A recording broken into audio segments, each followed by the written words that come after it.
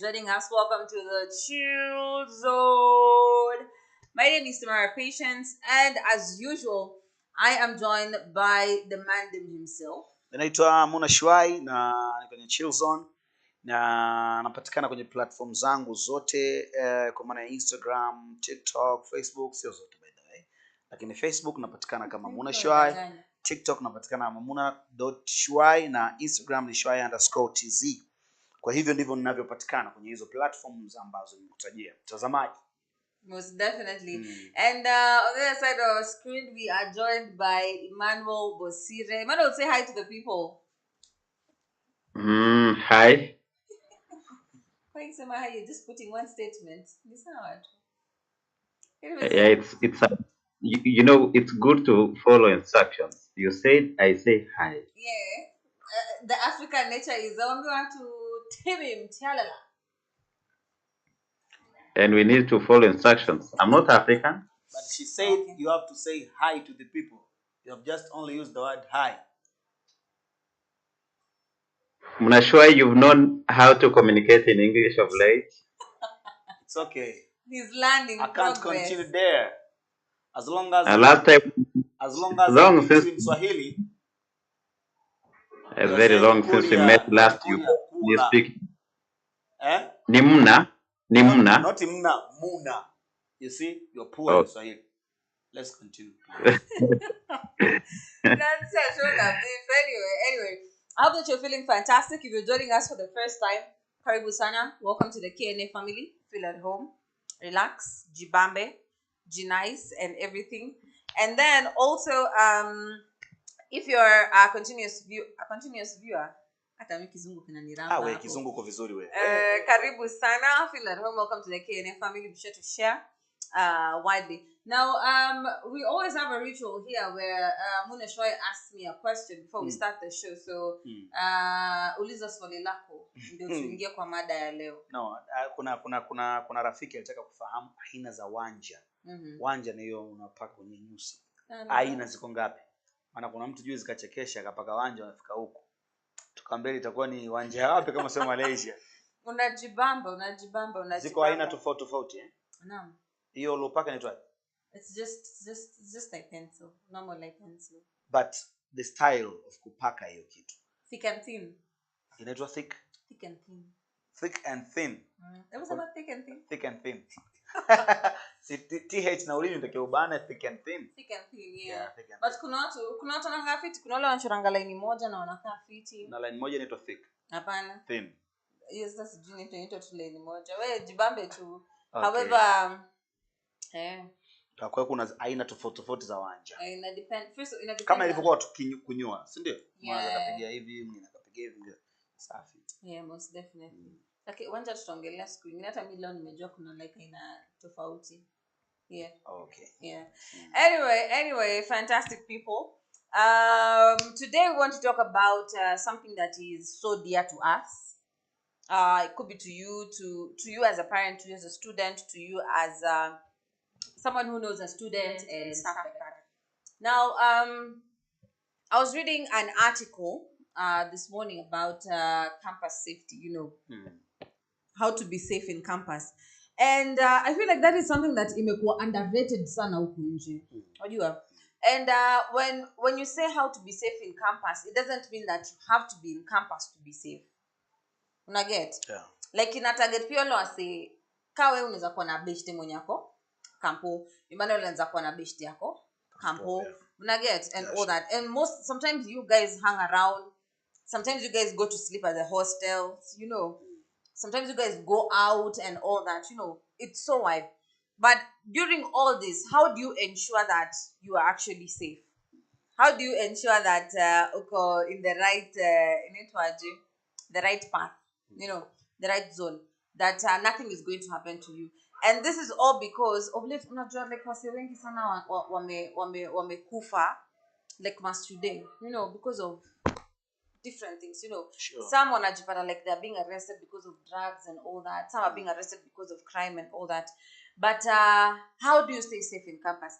And I think the rich, the poor, comrades, students, pupils, everyone must be secure at a given time here in a country or wherever you be Okay. in the world. Mm-hmm. Now, due to the rise of insecurity in schools and in universities all over the country, the target group has been university students. Mm-hmm. So the gangs who are recruiting youths, so they find ready, available youths who are desperate in the university. Mm-hmm. Now, taking advantage of hard economic times, so this is done during the school university orientation program, Mm-hmm. the guided program when first years come. It's common and popular to all universities. But the most important one is when you take responsibility as a comrade, you first as an individual. Remember, our comrades are adults. Anyone past 18 years, you are an adult of your own, and you need to take everything at your own. Now, here you must first know who your friends are. Mm-hmm. Whom do you work with? Who is your classmate? Who do you see to be familiar with you?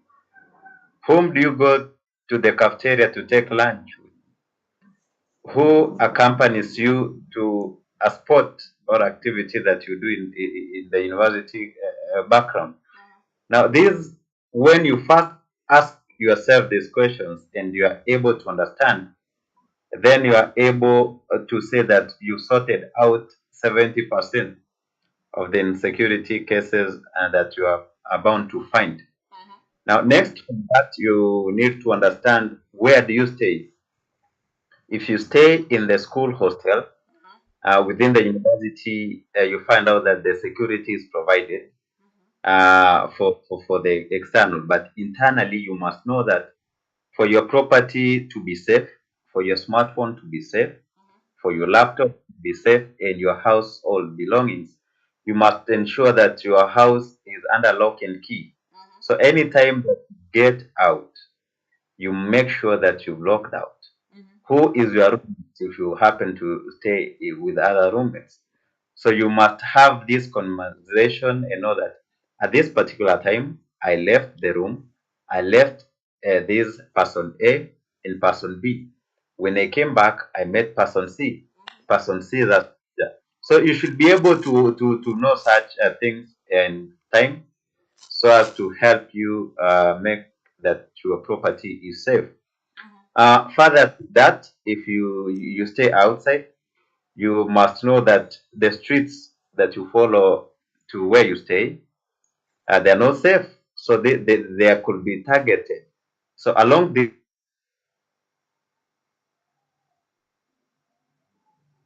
Okay, so we're having a little bit of connection problems, but when we get him back, of course, we'll continue.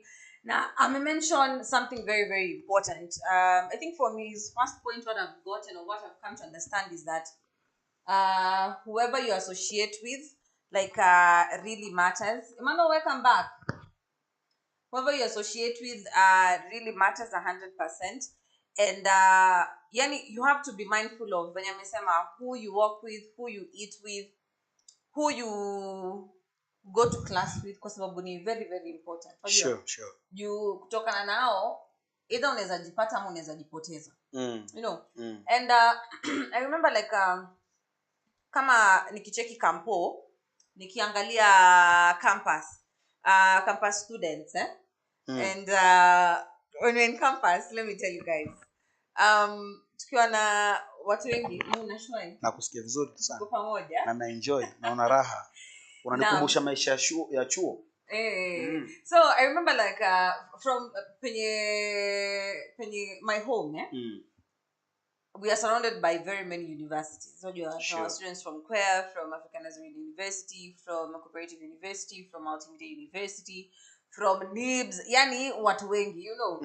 And mkusanyiko wote, sometimes these people fall into the wrong companies, and okay, wrong company that is, so you all decide, oh, nashikana na a group of people, for example, who like mapedi, you know, like who sell weed and all that, you know.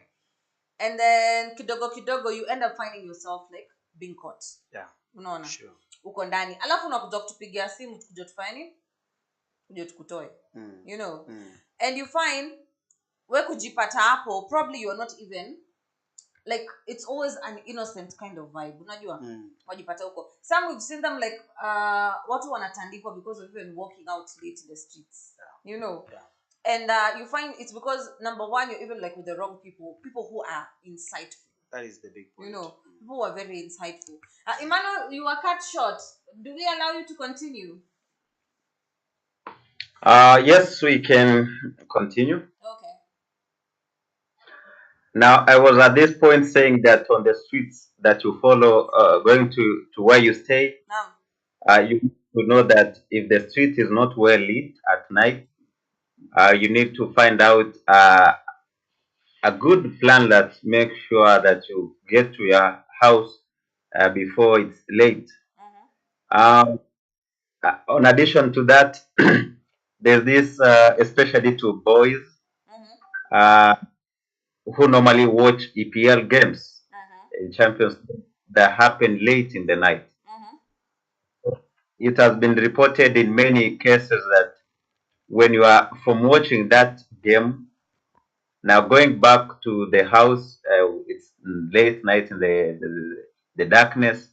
So you find out the gangs have hidden around the corner and waiting for you. And they pick you up, take up your property, take up your phone and some little cash you have in the pocket, and you get desperate on the ground or running for your safety. Now, these are areas that university students need to take care. It's not safe to go and watch a game at night, knowing that you need to pass a street you alone. Another point, which actually should have become point number one, is that building university politics. I was even You to find ask out you that, yeah. find out that during politics in the university, it's very risky, especially if you are in active politics campaigning for comrade A or you are against comrade B. Now you find out that late night when you are passing, you are being, so the opponents must be waiting to discipline you around a I remember my friend Muda being punished. By the way, Muna umepandisha, what's your story? but it was not in university. It was in a high school. It's, doing some active politics. So this means that you need to be very secure. You need to have a team of security who make sure that when you went to the house, they are with you. They protect you, and until the politicking season is done in the university. Another one is the Iwalita party after party. Kuserereka. Yeah, you find out every weekend during night in the darkness, comrades have organized a particular party event. So here, when you go, if you are a stranger, you find out there are drugs, there's alcohol use.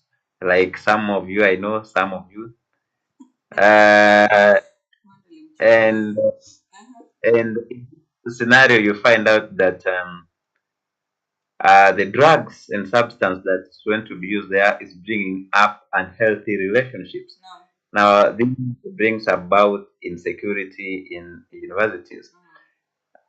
Another one is about relationships in university. You find that a fourth year somewhere has waited for a first year, introduced her to love affairs, without knowing that this fourth year has other relationships.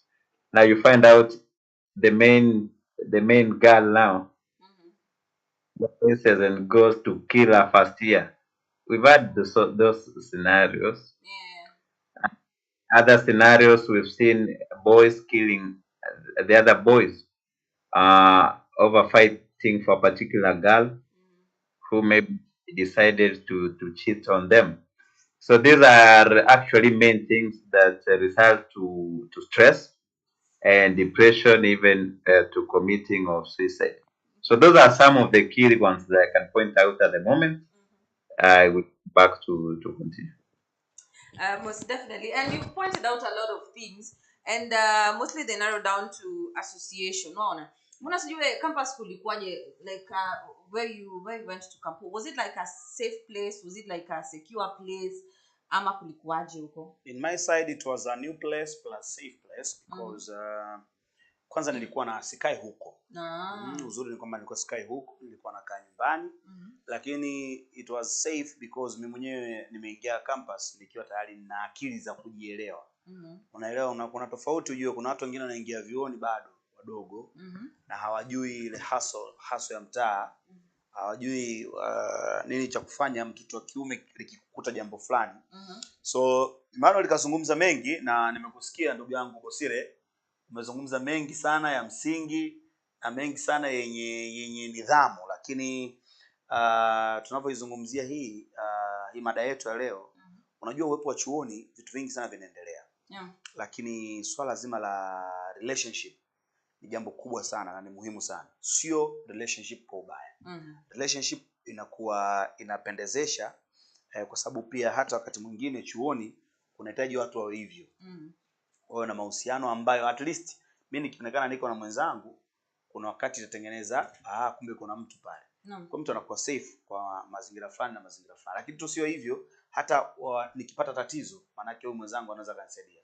So relationship unayozungumzia ile sio ya mahusiano kwa maana ya good relationship na friends, na watu wa karibu. Hata kama watu wakiwa wapenzi, as long as hawatoki ile nje ya mfumo, hawatoki nje ya box.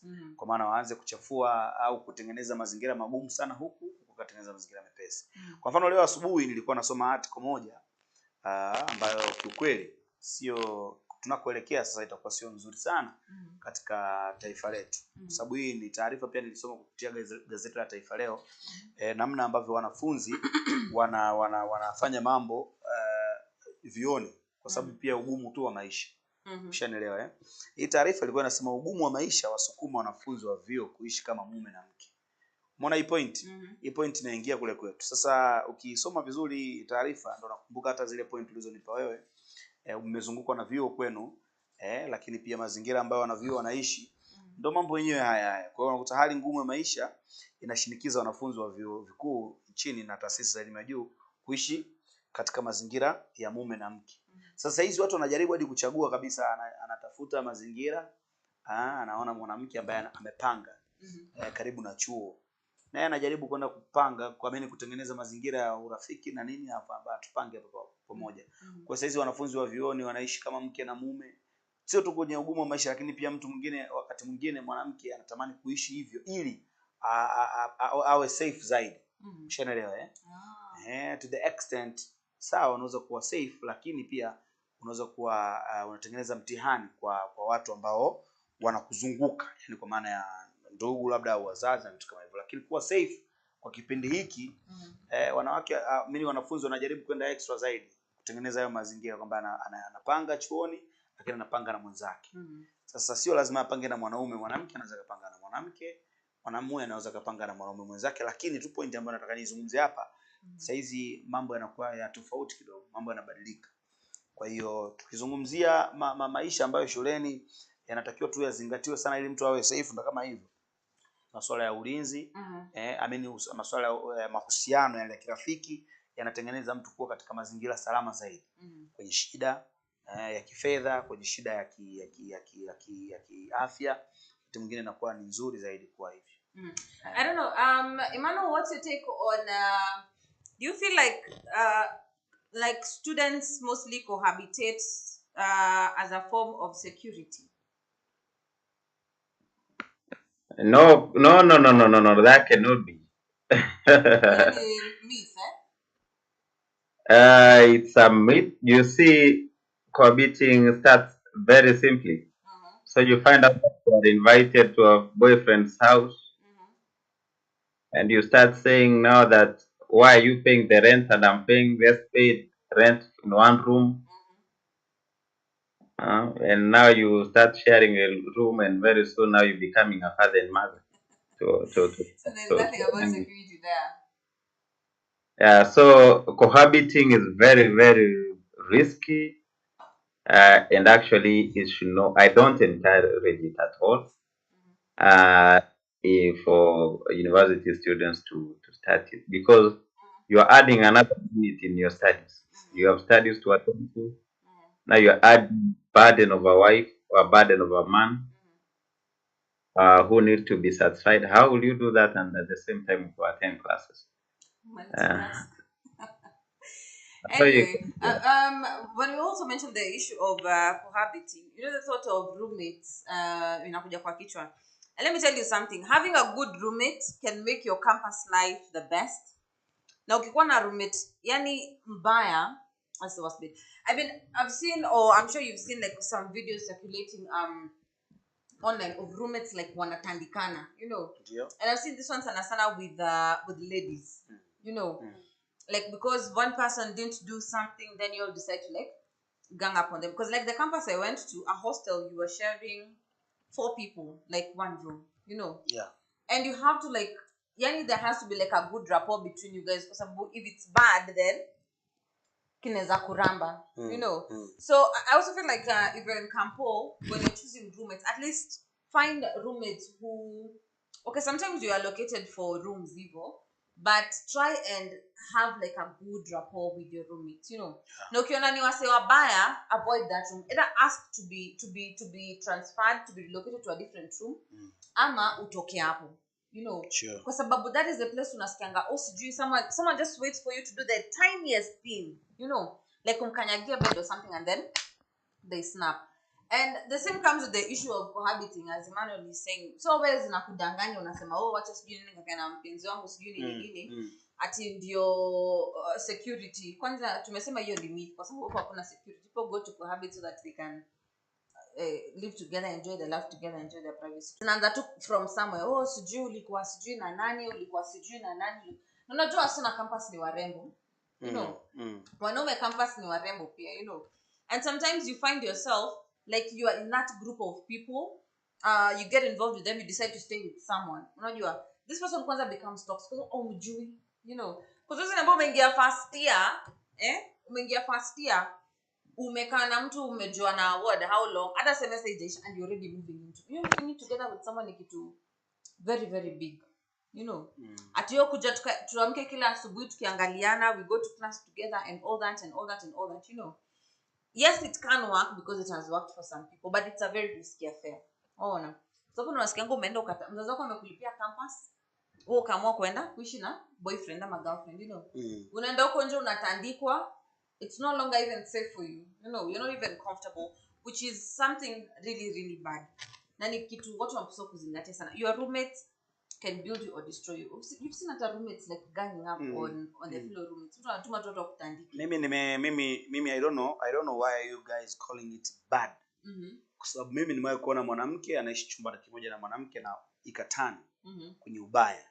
Yaani ikatani kwamba tabia za mwanamke fulani zikamwambukiza mwanamke fulani. Na nimeshawahi kuona wamekosa hostel mvulana na msichana. Hostel zilijaa. Wakaenda kupanga chumba kimoja, mwanamke na mwanaume. Masomo yao hayakuwa sawa, lakini chuo ni kimoja. Huyu alikuwa anafanya bachelor of, yeye alikuwa anafanya bachelor of what?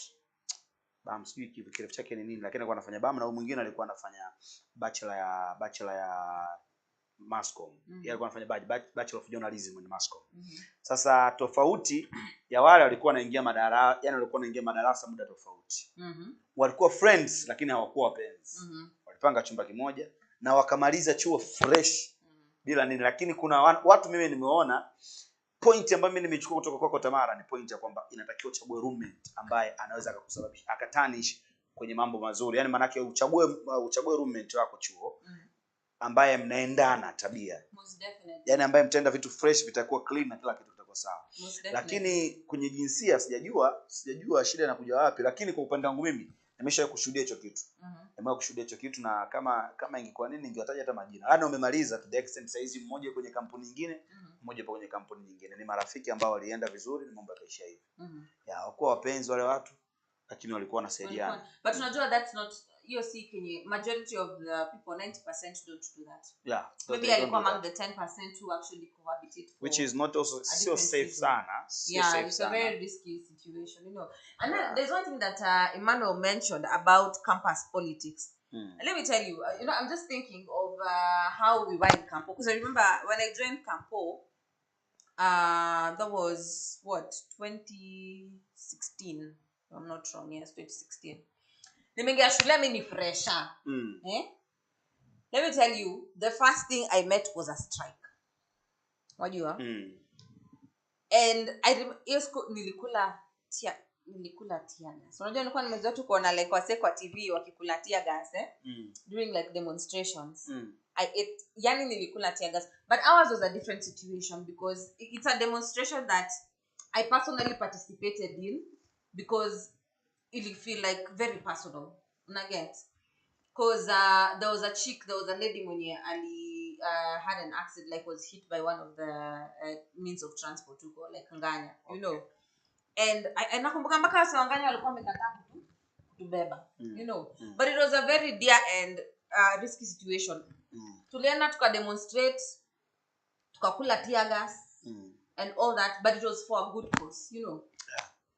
But at the end of the day, kuna venye something you just watch from far. You know, because we've seen demonstration students demonstrating. Sometimes unapata they're even shot. You know, like what we saw in that is Siaya, if I'm not wrong. Siaya, no, Maseno University, if I'm not wrong. Like during the demonstrations, for example, but those were like general Kenya national demonstrations. You know, and you go participate there. Of course, you have a good aim and you have a good motive at heart, but unafika hapo unapata. Not everyone is like for the same cause as you. Wajua? Kuna wale wenye they're there to try and provide security but in a very aggressive way. Unaona? So if you can avoid the demonstrations by all means, especially if you see that they are not peaceful. Wajua? Because kuna zile peaceful demonstrations and what's gonna happen shule, you know, for more things. We want this, we want security improved, we want food improved, anga what, you know. So Campo ikikataa kuwasikia, then you guys decide, oh, we are boycotting classes, we are marching up to Nini with Vuzelas and all that. The same thing happening kama na demonstrations za walimu, you know. Because I've never ever seen teachers like have violent demonstrations. Unajua? Are very peaceful, but for student in campus, this is the place where a lot of people, number one, get arrested. Sure, you know, sure. A lot of students like are shot. A lot of students end up getting injured and all that. Yeah. And it's all because you decided to participate in something. So if you're going to participate, of course, it's your right. But you need to ensure that you prioritize yourself first. Your safety should always come first. Unajua? And I don't know if Emmanuel is still with us. I don't know if there are rules or like in campus wakisema if for example you're going to the streets, then security is provided and all that, because even in Kenya generally when we see how student demonstrations happen, it's always mostly vita between the makarau, that is the cops, and the students. Unajua? Like we seldom see the students being given a form of protection. Sijui kama are there like any guidelines, any laws or anything that inasaidia ama regulate those things? I don't know if Emmanuel can hear us or if he's still with us. Yeah, ngetusaidia maana alikuwa kiongozi. Yeah. Lakini mimi nataka nifahamu pia mnapojihusisha na uchaguzi vioni inakuwa ni the same na vyama vyenu vya siasa vioni, nataka nifahamu. Wacha Emmanuel atuambie hiyo story. You've had Muna's question. Emmanuel. Comrade Hawa. Comrade Hawa. Emmanuel, nataka kufahamu kitu kimoja. Naam. Vyama vyenu vya siasa nchini Kenya, hususan kule mkiwa vioni, vinakuwa the same na hivi ambavyo tunavyo huku nje, kwa maana labda Jubilee, UDA? Kitambo ilikuwa iko hivyo, lakini hivi ilibadilishwa. Ndio. Sasa pale hautumii chama bali unatumia jina lako tu. Okay. na pengine ni hautumii chama, unaenda peke yako na jina. Kwa jina ndivyo linakuuza pale. Kwa hiyo ni jina linakuuza, sio tena chama. Kwa maana chama kilikuwa kinaleta vita na mauaji pale kwenye uchaguzi unapokuwa vyuo vikuu, jambo ambalo liliweza kushughulikiwa kikamilifu na Aden Duale. Aden Duale ndiye aliumiza sana comrades. Alichukua bill bungeni ambayo ilileta delegate system ya kupiga kura. Jambo ambalo halimruhusu tena mwanafunzi wa chuo kikuu kuwa katika uongozi kwa muda mrefu jinsi alikuwepo Babu Owino. Unajua wakati ule wa kitambo mnapoenda uchaguzi kama wanafunzi wa chuo kikuu, ilikuwa ni suala la usalama sana unasambaratika katika taifa. Manake wanasiasa kutoka milengo tofauti pia walikuwa wanaingia katika siasa ya vyuo vikuu. Wanaweza kupeana hela nyingi kwa wale ambao walikuwa wanatafuta vyeo, na jambo hili likaleta shida sana katika vyuo vikuu. Na kwa hivyo katika njia moja ya kusuluhisha, wakaleta mswada wa kusema kwamba si kila mwanafunzi katika chuo kikuu ataenda sasa kufanya uchaguzi, bali delegates kutoka shule tofauti zinafanya uchaguzi, zinawachagua delegates. Hawa delegates ndio wataenda pale mbele kupigia the executive seats kura. Kwa swali lako Tamara, ni kwamba mnapoenda maandamano, security yako hakuna mtu akunayo. Manake ndio mnaweza pewa askari kwa wakati mwingine wakaweze kuongoza, lakini tunajua kwamba comrades watachukua advantage na kuharibu mali ya wanabiashara, mama mboga, mama kibanda, na wakaharibu. Kwa hivyo hii mara mingi inachangia vita sasa kati ya comrades na wafanyabiashara, si comrades na wale ambao wanafanya demonstrations. Unajua mnapoenda kwa maandamano, sijui shetani anatokea wapi. Mnaweza sema tuende tu maandamano ya amani, tusiharibu kitu cha mtu. Lakini mkitoka hivi shetani anaanza kazi sasa. Pata fulani ameharibu kibanda cha mwingine, fulani ameingia pale. Kwa hivyo hii alifanya kwamba askari ambao walikuwa wachunge sasa wanaanza kuchunga mali ya wafanyabiashara pale ambapo mnaenda. Sasa ukienda karibu, patana na risasi, patana na tear gas, na hiyo sasa usalama wako utakuwa umekwisha pale. Lakini so that as university students they should look for a way to have peaceful demonstration without destroying anyone's property, so that their rights can be heard. Yeah. And most definitely, thank you so much for that. Now, huku nje we've seen even, let me go to wanadada, the young ladies, you know. And I'm like, we've seen them go through a lot.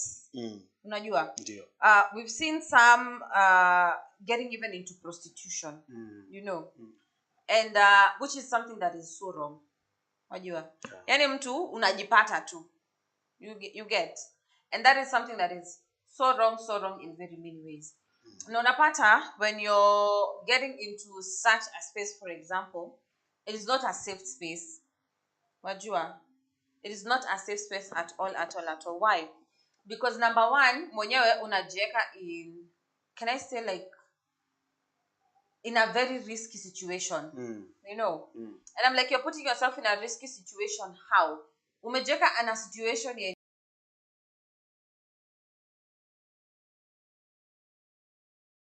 mtoi 500 shillings, for example. Then they stay in a place yenye, number one, it's very, very unsafe, you know. And number two, unapata like umetoka nje, umeenda ukauliwa, you know. Because remember this chick like had to go out, like to sleep with men and all that to get money, you know. But she met the wrong person, you know. And she met the wrong person on the first day, which led to her being murdered, you know. And it was being murdered in a very bad way. Ile yani unakuja umevunja mgongo, sijui nini imekatwa, sijui and all that. And you wonder how, I don't know. Yani, I don't know what you can do, you know. And I'm speaking as a lady because it's something that hits home, Yeah. You know, Yeah. even for ladies, sometimes you find yourself, maybe you're walking from campus and all that, and then we have these creatures who are like very greedy, who cannot keep the things in their pants and all that. Because a lot of women out here in Campo, they can tell you stories. They've been sexually abused, they've been sexually harassed. You know, Sure. which is something that is very, very demonic. I'd say that. You know, it's very, very demonic, because when someone says no should be a valid statement, when you are, so how are you supposed to walk safe and freely in a space that has been provided for us to like grow ourselves when kuna like vultures who nje like ready to devour you? You know, Sure. it is so wrong. And for chicks, I keep on saying this. Number one, don't walk alone. No. Especially if come with that 6:30 and all, do not walk alone. Yeah. Do not go to men's houses alone. Beba company. You know, especially with someone that you don't know, beba company. When you're going to these parties, this is Emmanuel was talking about Zakampo, you know.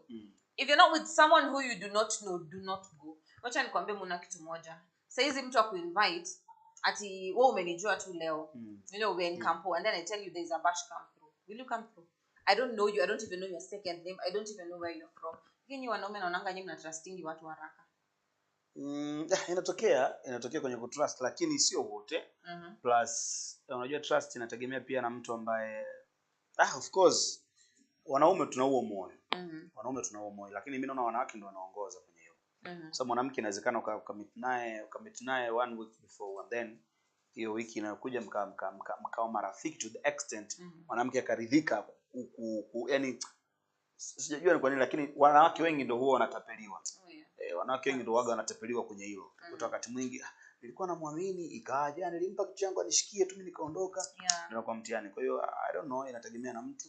Lakini kwenye scenario uliokuwa unaizungumza, nimependa sana kwa sababu watu wengine huwa wanakuwa affected na hivyo kutrust watu. Watu wengine wako kwenye risk wakati kwenye masuala ya mahusiano. Lakini watu wengine hata kwenye hizi chaguzi ambazo Emmanuel alikuwa anazungumzia za vyuo, tofauti kidogo nchini Tanzania, sisi pia tunashiriki. Tunashiriki chaguzi kupitia vyama. Yaani unakuta CCM kwa mfano, Chama cha Mapinduzi, kipo pia Shuleni, chuo. Chadema pia wako chuo. CUF pia wapo chuo. Kwa hiyo wewe unataka kushiriki kwenye uchaguzi wa urais, unashiriki kupitia chama gani? Na pia tunashiriki kupitia CCM. Kupata nafasi huko kwenye CCM kazi, kwa sababu ndio chama tawala. Lakini kiongozi wa chuo kikuu, kwa mfano University of Dar es Salaam pale, kiongozi rais wa University of Dar es Salaam anaangaliwa na serikali nje. Yaani serikali inatoa jicho kabisa pale, bana yule ndio rais wa chuo. Kwa hiyo siasa zetu sisi nchini Tanzania zinaanzia vioni. Kwa kule mtu akiwa strong chuoni, ukimwona kabisa huyu ni kiongozi, utakuta na develop vile, anapanda vile mpaka anakuwa kiongozi katika serikali. Na nikuulize, with that, like tukiona like they belong to such big and heavy political parties, because we're talking about safety, does it mean that the school is now more secure than other universities, for example, tukicompare sasa kama huko na Kenya?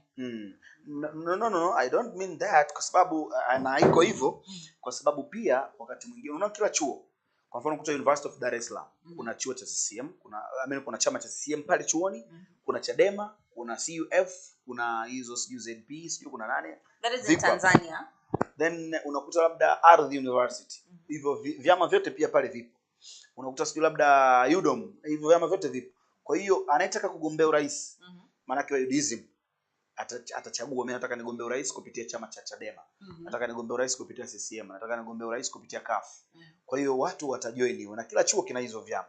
Sasa speaking of kuwa secured na security, kuwepo kwa security strong pale chuoni inategemea na uchaguzi huo umekuwa na joto kiasi gani. Mimi nakumbuka mwaka mmoja UDISM, kuna hivyo mambo yalikuwa yameendelea hivyo. Of course Tanzania kwenye masuala hawanaga sana masihara kwenye kuzungumza. Haki ya kuzungumza sawa ipo, lakini kule hatunaga ile kukutana viongozi hivi mazungumzo kule hapo. Kidogo tofauti nao. Okay, haki ipo. Siwezi kusema hakuna haki ya mazungumzo, hakuna haki no. Lakini yule bwana aliyekuwa anagombea urais kupitia Chadema. Chadema ni